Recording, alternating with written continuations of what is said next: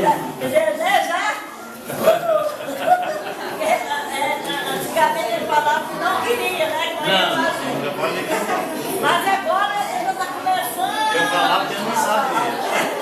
Eu falava que eu não sabia. Eu estou muito feliz porque Só a igreja, a minha família está quase todas aqui, né? Graças a Deus. Toda a família. Não, está faltando alguém. A minha amiga Celina tem mais de 40 anos, né? A gente é amigona mesmo, né? A Léa chama ela até de mãe, os meninos da Léa, vovó Celina, vovô Juninho. Então, é a minha família, lá perto do todo mundo, né? Vai pra chácara lá e não quer com ela, não. Então, eu agradeço a Deus pela minha família da igreja, né? Que está aqui, graças a Deus. Estou muito feliz pela esse ano. Eles não vão me pegar, porque o aniversário é segunda-feira, né? Então não vai ter problema, né?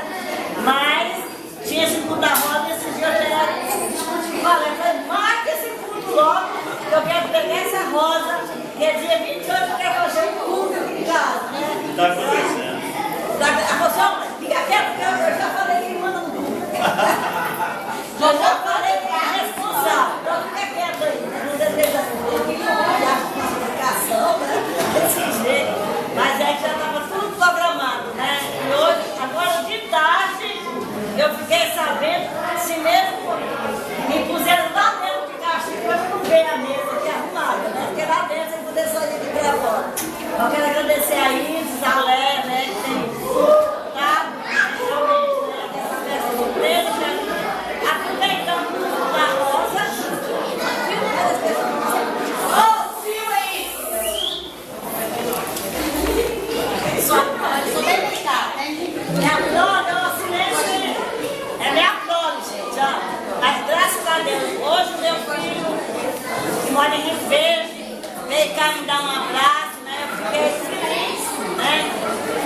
Graças a Deus, a família, né, tá aqui.